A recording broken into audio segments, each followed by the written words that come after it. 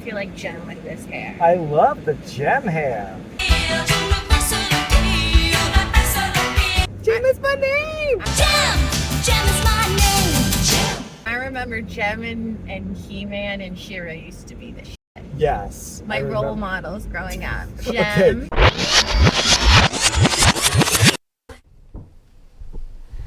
What the fuck was that?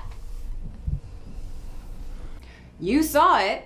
I just don't know who this movie is for. The kids who watched us are all circling 30 and are now pissed, and the young people this wants to attract would rather watch actual YouTube stars. Shera is a space prostitute. I know, that's why she was my role model.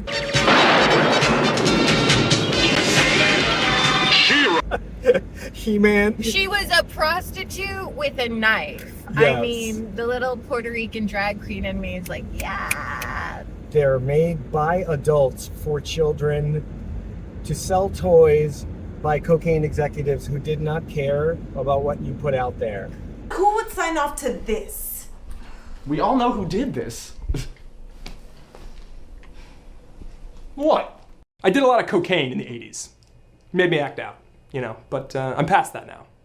I can't believe my mom let me watch that. Realize something. I had a bad childhood. Yeah, I know. What do you mean you know? Look at you. What do you mean look at me? Look at how you stand. People who had good childhoods don't stand like that. My parents were just sit in front of it. You want to watch space prostitutes with knives? A space prostitute with a sword. With a sword. A space prostitute with a sword. And then He-Man, who was just A wrong for so many reasons. He was straight up leather daddy. I'm looking for something that says, Dad likes leather. Something that says, Leather Daddy? Oh, is there such a thing? Hey, gang. Mind if I squeeze in here for a moment? Oh! Look. Or a Speedo and then metal suspenders. But the Speedo was clear. There was a bowl. There was I've got to yank my sword back before I lose the end of the vine.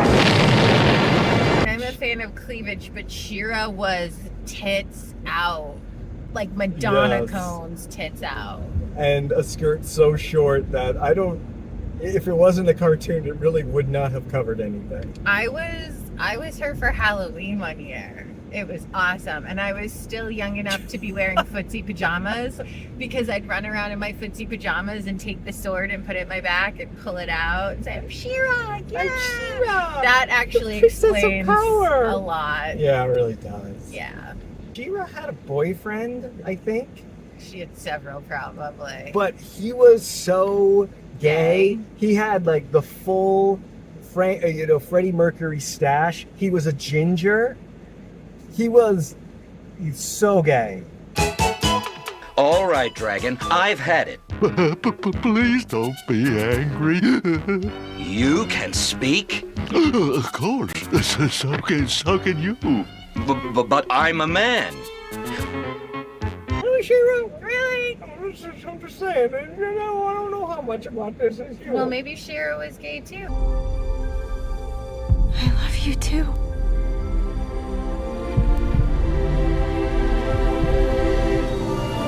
He-Man basically was just bondage. Yeah. The people of Eternia shall see you kneeling to me. I'll never kneel to you. Yes, you will!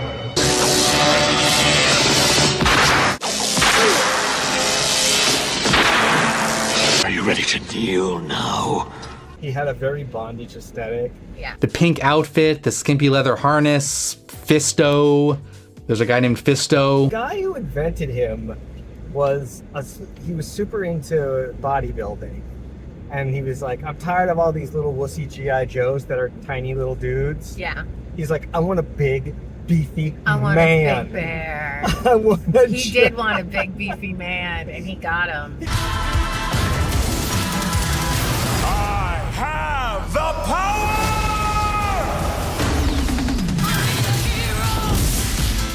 Very I hot. could rock a Shera You costume. could definitely do a Shera. I get the sword though. You definitely get the sword. And the gold. Of course, white and gold. It was they had a good aesthetic on He-Man. I have to say, like they thought a lot about it. Yes, they thought. J-Man's aesthetic. Well, you know what it was? Supposedly, the guy was like, uber straight. Like, he literally named the toy He-Man. Because an uber straight dude who's really into guys' muscles and lifting and being around men has never turned out to be questionable, ever. Rob soon took the strongman world by storm, even dubbing himself the world's strongest gay, the first openly gay professional strongman in the sport's history. People making fun of gay men, saying they're not masculine, and I just think the most masculine thing to do is their dudes. When you think about it, Continue. I'm not quite following your train. I feel like you don't need women. You're good with dudes. You just need dudes. Yeah, I guess that's pretty masculine. You want to be around dudes. Yeah, you know what? You like guy stuff. There's no women involved. That's pretty masculine. I can't do this anymore. Here I am thinking I'm living this heteronormative life and gonna have that white picket fence life with a wife and kids, and I'm finally realizing that's not what I want, and that's not what's gonna make me happy. And you're doing it in this hyper-masculine sport, right? Yeah. Where you don't know if you reveal who you are, what's gonna happen.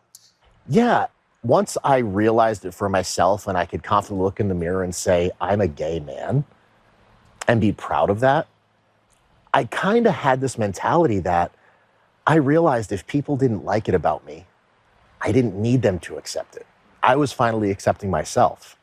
And that was opening up these doors that I never knew existed.